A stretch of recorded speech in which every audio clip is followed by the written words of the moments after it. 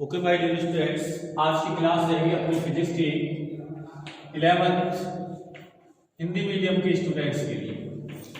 Right बेटा, chapter कौन सा चल रहा था अपना?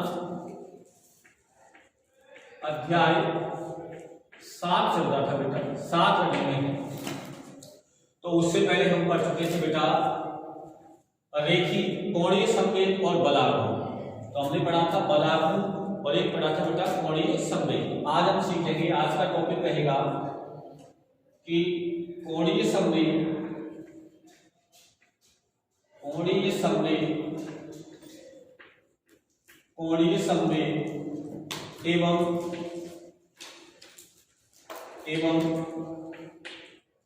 बल आघूर्ण में संबंध, बल आघूर्ण में संबंध। राइट बेटा, आज का टॉपिक रहेगा कोणीय संवेग एवं बल आघूर्ण में संबंध। कोणीय संवेग को किससे लिखते हैं बेटा? अपन एल वेक्टर से, और बल आघूर्ण को लिखते हैं टो वेक्टर से। तो अपन इन दोनों में संबंध सीखेंगे आज। तो देखिए, यदि किसी कण का द्रव्यमान, किसी कण का द्रव्यमान स्मॉल m है, कितना है?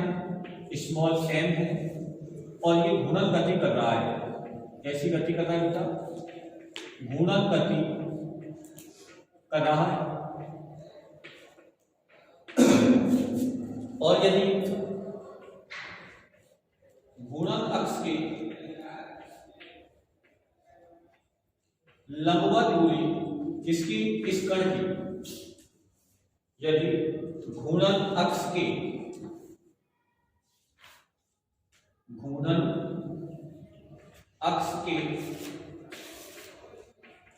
लंबवत दूरी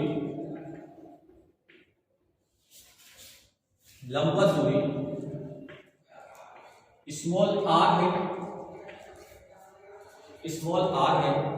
तो बल आघूर्ण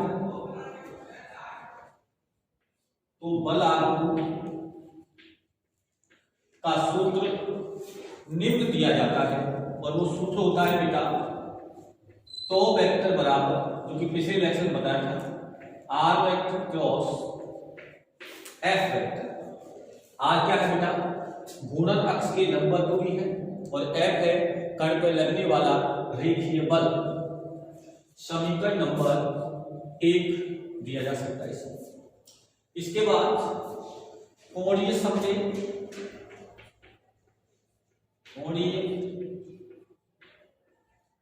कोणीय संवेग ये होता है एल वेक्टर बराबर R vector into P vector. Right, यहां पर पी क्या है बेटा? यहां पी रेखीय संवेग है, रेखीय संवेग है। तो इसका यानी आप ऐसे कह सकते हैं समीकरण नंबर 2, समीकरण 2 का स्मॉल टी के सापेक्ष अवकलन करने पर,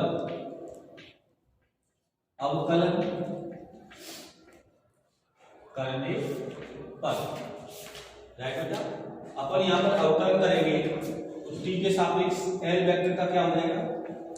dl वेक्टर अपॉन dt। ये दोनों गुणा में है बेटा, और दोनों ही समय के फलन है, इसलिए दो राशियों का अवकलन कैसे करते हैं? जैसे first as it is into second का अवकलन, तो ये हो जाएगा dp vector upon dt plus first का अवकलन यानी dr vector upon dt into दूसरा नियत। जो कैसे करते हैं बेटा? अगर ये दोनों जिसमें से कोई भी नियत नहीं है, तो ऐसी स्थिति में एक को नियत रखो, दूसरे का अवकलन कर दो, प्लस पहले का अवकलन कर दो और दूसरे को नियत रखो। यानी एक का पहले करते हैं, दूसरे को नियत रखते हैं। इस प्रकार इसका अवकलन किया जाता है। राइट बेटा।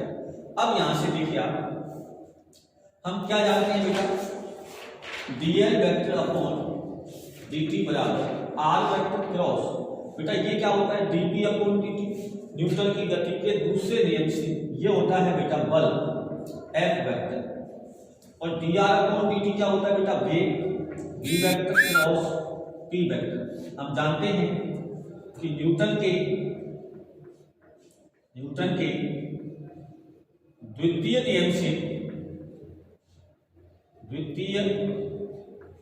द्वितीय नियम से क्या होता है बेटा, F वेक्टर बराबर होता है dv वेक्टर अपॉन dt, और यहां पर dr वेक्टर अपॉन dt कहलाता है वेग। इसको क्या लिखा जा सकता है, dl वेक्टर अपॉन dt बराबर r vector cross f vector plus v vector cross p बराबर क्या होता है, mv, रेखीय संवेग p वेक्टर बराबर होता है mv वेक्टर। और यहां से आपको दिख रहा है बेटा m राशि कैसी है, नियत है, और ये है p vector cross v vector, और जब दो समान राशियों का सदिश गुणनफल होता है तो इसका मान क्या होता है बेटा, 0। क्योंकि v vector cross v vector बराबर क्या होता है, 0, तो ये राशि तो क्या हो जाएगी 0, यहां से बचेगा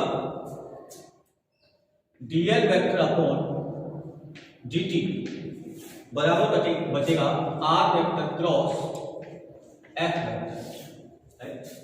और ये देखिए आप समीकरण 1 से, इससे समीकरण 1 से मान रखने पर, समीकरण 1 से मान रखने पर, क्या बेटा, मान रखेंगे, ये हो जाएगा dl वेक्टर अपॉन dt बराबर टॉ वेक्टर, यानी ऐसे कह सकते हो कि टॉ वेक्टर बराबर dl vector upon dt, right. तो बेटा ये जो है, ये है बल आघूर्ण और कोणीय संवेग में संबंध। और ये देखिए आप याद करिए, ये देखिए न्यूटन की गति का दूसरा नियम क्या है, दूसरा नियम होता है F वेक्टर बराबर dp वेक्टर अपॉन dt। अब आप तो बताओ कि कोणीय गति में बल की जगह तो क्या आ गया, बल आघूर्ण, d अपॉन dt, रेखीय संवेग की जगह क्या आ गया, कोणीय संवेग। तो क्या ये रेखीय गति में ये समीकरण रेखीय गति में न्यूटन का द्वितीय नियम कहलाता है, द्वितीय नियम कहलाता है। तो मतलब रेखीय गति के अनुसार ये कोणीय गति में चेंज हो गया, अर्थात ये न्यूटन की गति का कौन सा नियम है, दूसरा। लेकिन यहाँ गति कौन सी है, यहाँ गति है घूर्णन गति। कैसी गति है, घूर्णन गति। इसको कैसे बोलेंगे बेटा, इसको बोलेंगे कि किसी पिंड के, देखना इसको बोल रहा हूं, किसी पिंड के, इसको क्या बोलेंगे, कोणीय संवेग में परिवर्तन की दर। क्या बोलेंगे, कोणीय संवेग में परिवर्तन की दर। ये कोणीय संवेग है, तो किसी पिंड के कोणीय संवेग में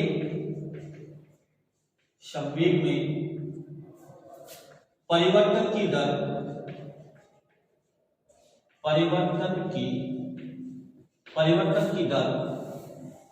पिंड पर लगाए गए ये क्या है, बल आघूर्ण, लगाए गए बल आघूर्ण के बराबर होती है, राइट बेटा। तो ये है न्यूटन की गति का दूसरा नियम, किस गति के अनुसार, घूर्णन गति के अनुसार, और यही कहलाता है कोणीय संवेग और बल आघूर्ण में संबंध। ये बात आप नोट कर लीजिए, देख लीजिए आप स्क्रीन को, राइट बेटा। इसके बाद अपन अगला टॉपिक लेते हैं, वो है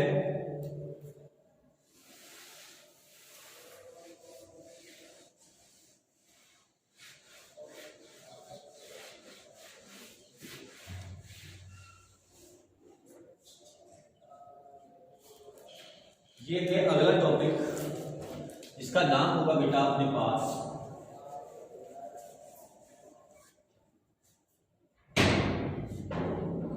अगला टॉपिक होगा दृढ़ पिंडों की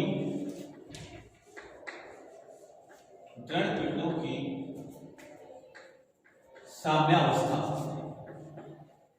दृढ़ पिंडों की साम्यावस्था। तो अगला टॉपिक है बेटा दृढ़ पिंडों की साम्यावस्था। राइट, ये दो प्रकार की होती है। नंबर 1 रेखीय साम्यावस्था। रेखीय साम्यावस्था, तो जैसा कि नाम से पता लग रहा है बेटा, अगर रेखीय शब्द आ गया तो इसमें जो भौतिक राशि है वो रेखीय गति यानी स्थानांतरीय गति का जो भौतिक राशि है उनका उपयोग किया जाएगा। तो रेखीय साम्यावस्था का मतलब है कि यदि ये कोई पिंड है, ये पिंड कब साम्यावस्था में होगा, तो इसके लिए है यदि पिंड पर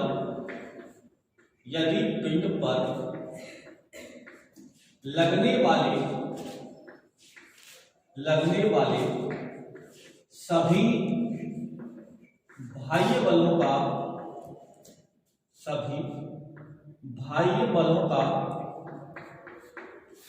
का सदिश योग शून्य हो। क्या हो? सदिश योग शून्य हो तो पिंड रेखीय साम्यावस्था में कहलाता है। रेखीय साम्यावस्था में कहलाता है। मैंने बोला बाह्य बल, यानी अब जब मैंने इसमें कोई शब्द नहीं जोड़ा, इसका मतलब ये रेखीय बल है। माना किसी पिंड पर बल लग रहा है, जैसे F1 plus F2 plus F3, ऐसे उस पर n बल लग रहे हैं, Fn वेक्टर, और इन सबका सदिश योग कैसा है? 0। तो वस्तु किसमें रहेगी? रेखीय साम्यावस्था में रहेगी। यानी ये कौन सा बल है? कुल बल है, जिसको अपन बोलते हैं F नेट। नेट का मतलब है तुल्य बल। यदि इसका मान क्या है? 0 है, तो वस्तु किसमें रहती है? साम्य अवस्था में रहती है। तो न्यूटन की गति के दूसरे नियम से F वेक्टर क्या हो जाएगा? dp वेक्टर अपॉन dt बराबर 0 हो जाएगा। और चूंकि हम जानते हैं कि p वेक्टर बराबर होता है mv वेक्टर। m क्या है? उस निकाय का कुल द्रव्यमान या उस पिंड का कुल द्रव्यमान, और v क्या है? रेखीय वेग। इस मान को यहां रखेंगे तो ये हो जाएगा d upon dt। p vector की जगह क्या आएगा? mv वेक्टर बराबर 0। m कैसा है? नियत, भार आ जाएगा, तो ये हो जाएगा dv वेक्टर अपॉन dt बराबर 0। राइट बेटा, अब आप देखिए m कैसी राशि है? नियत राशि है, ये 0 में चली जाएगी, तो यहां से क्या बचेगा? dv वेक्टर अपॉन dt बराबर 0। यानी किसी राशि का अवकलन 0 प्राप्त हो रहा है, तो आप अच्छी तरह जानते हैं कि नियत राशि का अवकलन क्या प्राप्त होता है? 0। तो यदि v वेक्टर का मान कैसी राशि है? नियत, अर्थात अगर किसी पिंड का रेखीय वेग नियत है, तो ऐसी स्थिति में नियत राशि का अवकलन क्या होता है? 0। तो आप ऐसे कह सकते हैं कि यदि पिंड v बराबर नियत का मतलब या तो पिंड रुका हुआ है यानी पिंड स्थिर है, या नियत वेग से गतिमान है, या नियत वेग से गति करता है,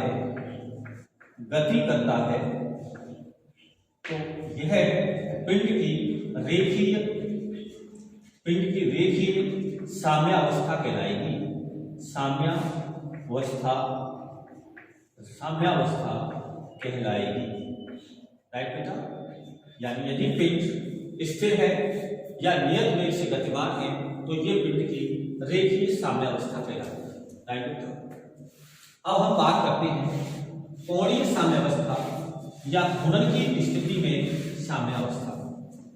अब हम बात करें यदि दूसरे नंबर पर, तो वो कहलाएगी कोणीय या कह सकते हैं घूर्णन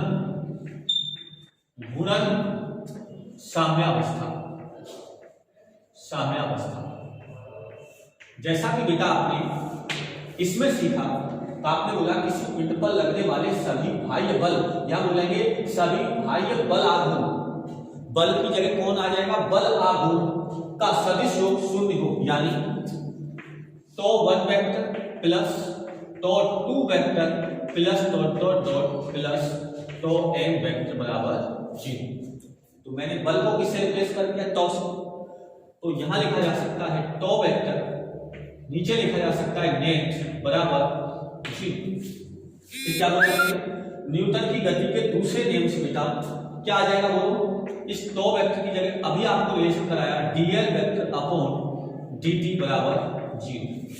अभी मैंने ऐसे बोला d वेक्टर अपॉन dt बराबर 0, तो इसमें v का मान क्या था, नियत। अब यहाँ dl वेक्टर अपॉन dt है बराबर 0 तभी आएगा जब l वेक्टर का मान कैसा होगा, नियत। यानी यदि कोई पिंड घूर्णन साम्यावस्था में है तो उसके लिए जरूरी है क्या, या तो उसका कोणीय संवेग शून्य हो, कोणीय संवेग शून्य हो, या कोणीय संवेग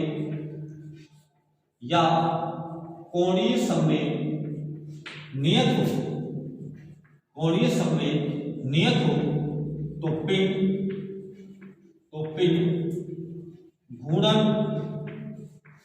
घूर्णन साम्यावस्था में होगा। इसमें होगा घूर्णन साम्यावस्था में। सेम तरीका यहां भी आप कह सकते थे कि P बराबर 0, यानी dp अपॉन dt बराबर 0, तो P बराबर नियत। यहाँ P बराबर नियत या V बराबर नियत, यहाँ पर बेटा L वेक्टर बराबर नियत, यानी यहाँ आप कह सकते हो कि यदि L वेक्टर का मान नियत है, अर्थात यदि उसका कोणीय संवेग शून्य है या नियत है, तो पिंड किस में रहेगा, घूर्णन साम्यावस्था में रहेगा। राइट बेटा। तो इस प्रकार हमने घूर्णन की या जड़ पिंडों की साम्यावस्थाओं को समझ लिया। नेक्स्ट टॉपिक पढ़ेंगे नेक्स्ट क्लास में। आज के इतना ही, धन्यवाद।